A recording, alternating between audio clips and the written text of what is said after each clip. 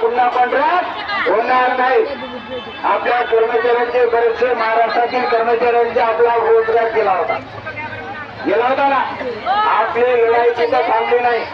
14 October पर्यंत स्वतः सातत्याने आपण एक जुटीने विनंती पूर्ण 7 दिवस आपल्या सोबत होते. 7ही दिवस ज्यावेळेस आचारसंहिता लागली त्यावेळेस आपल्याला मैदान सोडावं लागलं. नाहीतर कदाचित 2 दिवस आपल्या जर आचारसंहिता लागली नसते तर आपल्याला निश्चित 1000 रुपये मानधनवाढीचा चेअर त्यावेळेस मिळाला असता. आणि आपण एक सांगतो हे मनाचे नाही खाली होता. आपण आपल्या नेत्यांना कमजोर करतो. ज्यावेळेस होणाराची वेळ येते त्यावेळेस खंबीरपणे आपण त्यांच्या सोबत आपण उभं राहत नाही. आणि घर बसल्या म्हणतो की आमच्या पगारात वाढ झाली नाही. आणि मैदानात उतरायच्या वेळेस आपली त्यावेळेस मनस्थिती नसते. कारण आपल्याला घरात बसून न्याय मिळवण्याची सवय पडली. आणि शालेय पोषण आहार कर्मचारी आपण जयगुड्या तुझ्या जयगुडे की आपल्याला लगेच राग येतो आणि चळचळ मनात होते. कुणाचे अशा वर्गाचा पगार वाढला, अंगणवाडीचा पगार वाढला, संघटना कोणती ऐकतच आहे. ऐकतच्या नेतृत्वातच मांडते. मग त्यांना न्याय मिळते आपल्याला गाणे. कारण आपली संख्या कमी असते. पण आज संख्या बरी आहे. सर्वजण तयारीत आहे. आज काही जरी झालं शिष्टमंडळ अधिवेशनात जाऊन चर्चेसाठी जाऊन बसून आहे. 2 तास उलटून गेले निदान भवनावर जाण्याची तयारी आहे का? अंदर घुसायची तयारी आहे का? मार खावं लागेल. हो चालते.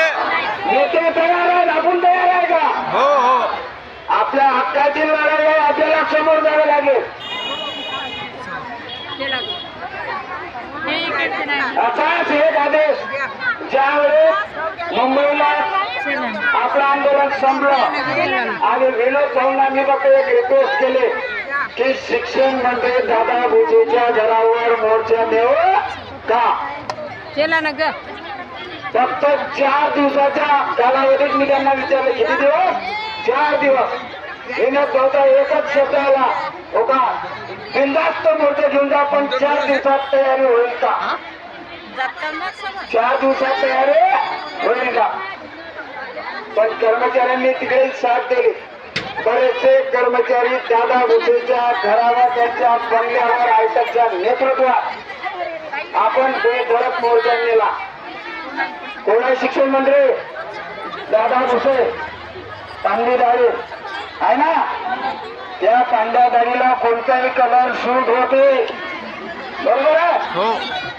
अरे ज्या वेळेस शिक्षण मंत्र्याच्या बंगल्यावर त्याच्या घरावर मोर्चा नेला जावा त्यावेळेस शिक्षण मंत्री कसा बोलतोय? बरोबर बोलतो. कसा की खरोखर 2,500 रुपयाच्या मानधनात तुमचं भागत नाही. आम्हाला या कर्मचाऱ्याबद्दल शिवाय आणि निश्चित मी आजच स्वतःसोबत बोलतो आणि तुमच्या मानधन वाढीच्या प्रस्तावाचं समोर खायला कर्मचारी खुश झाले. आम्हाला बरं वाटलं की चला गोरगरीब जनतेचा नेता असेल की आपल्यासाठी काहीतरी करेल. पण काही सेकंदात रंग बदलवला. असे 10 मिनिटांनी लावलेला 5 मिनिटांनी लावले. कसे आमच्यासोबत चर्चा झाले आणि पुढे पत्रकारासोबत ज्यावेळेस चर्चा करत असताना शिक्षण मंत्र्यांचं एकच उत्तर आलं. काय आलं? की या शालेय पोषण आहार कर्मचाऱ्यांना पगार जास्तीचा आहे. तुम्हाला जास्तीचा पगार आहे का? जास्तीचा आहे का?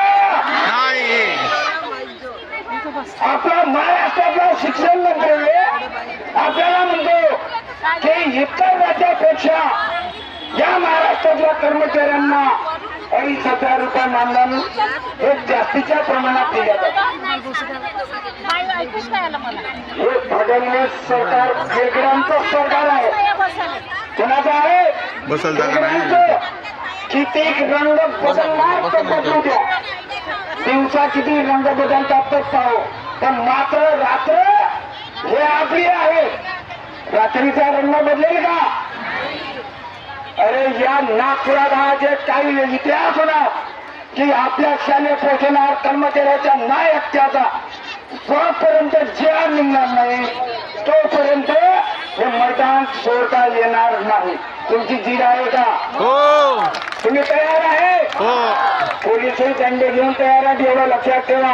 हो दोन हात करायला तयार आहे का? हो आपल्या सोबत कोणी असो की नको तयार आहे का? हो कोणा चॉकलेट दिलं तर चॉकलेट घेऊन घरी जाणार का? नाही. प्रत्येक वेळेस आपण चॉकलेटच खाल्ले. भरपूर चॉकलेट झाले आता. झाले ना? सिलेंडर किती तर झालं?